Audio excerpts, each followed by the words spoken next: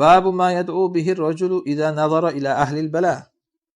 Kishi balo ahliga qarasa nima deyish kerak? Nima degani balo ahli?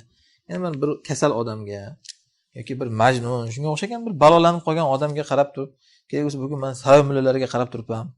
Ularning ko'rmurtlariga qarab turibman. Aytiladigan duo bor. O'shanaqa qilib qo'ymaganiga shukr deydi-ku o'zimizda. Shuni bir arabiy duosi bor sunnatda kelgan. Ana shu balo ahlini ko'rganda aytiladigan duo. 3892-hadisda kelyapti. Ibn Umar radhiyallohu anhudan Rasululloh sallallohu alayhi vasallam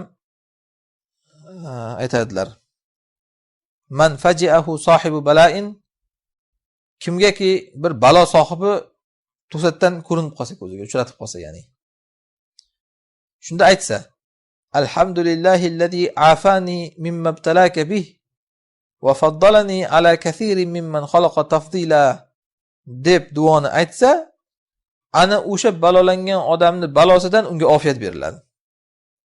Kainan makan nima bo'lsa ham uni balolangan balosi. Duon ma'nosi alhamdulillah allazi afani mimma ibtalaka bih.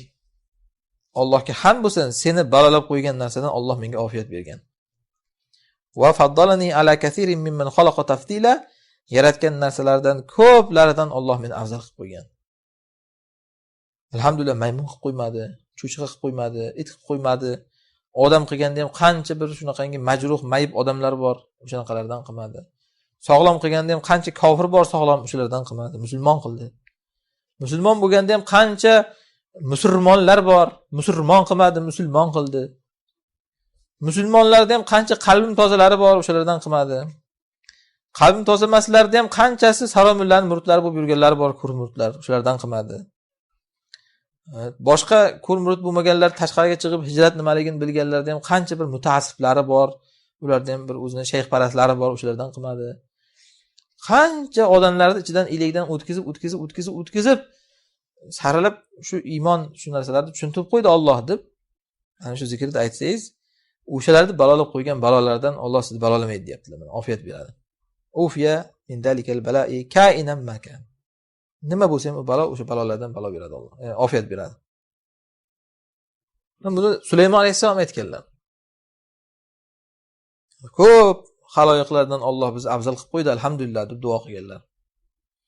Chunki payg'ambar qildi, qush tilini ta'lim berdi, chumolilar tilini ta'lim berdi va hokazo. Endi bu hozir kasallangan odamning oldiga borib shuni deyishimiz kerakmi, yuziga qarab uni? Seni balolab qo'ygan narsadan Alloh menga ofiyat beribdi, alhamdulillah deb. Yo'q. Uni ichimizda aytamiz deyilgan. Kasal odamni o'kintirib uni yuziga aytmaymiz. Uni ko'rib qolsak, o'zimiz ichimizda shunaqa pichirlab duo qilamiz. Ey Allohga shukr, alhamdulillah, shuni balolab qo'ygan narsani Alloh menga ofiyat beribdi. Ko'p maxluqlardan meni afzal qilib qo'yibdi deb Allohga shukr qilamiz. Unga maqtanmaymiz. Bu jismoniy kamchiliklarda-da, insonning o'zining ixtiyorida yo'q bo'lgan narsalarda. Ammo endi mana bunaqangi insonni bir tuban razil bo'lib yurgan paytida ma'siyat gunohga botib, uni o'ziga aytsa ham mana zarari yo'q. Chunki unga ta'sir qilsin bu. Alhamdulillah, senga o'xshagan bir nashavand qilib qo'ymadi Alloh. Senga o'xshagan bir alkash qilib qo'ymadi, senga o'xshagan bir g'iybatchi qilib qo'ymadi, fitnachi qilib qo'ymadi, hasadgo'y qilmadi. Yoki aytganimizdek, mana saromillah qilib qo'ymadi, ko'rmurut qilmadi unga. Deb uni o'ziga ham aytaverasiz buni. Chunki unga ta'sir qilsin bu. Ustidan kulish emas buni.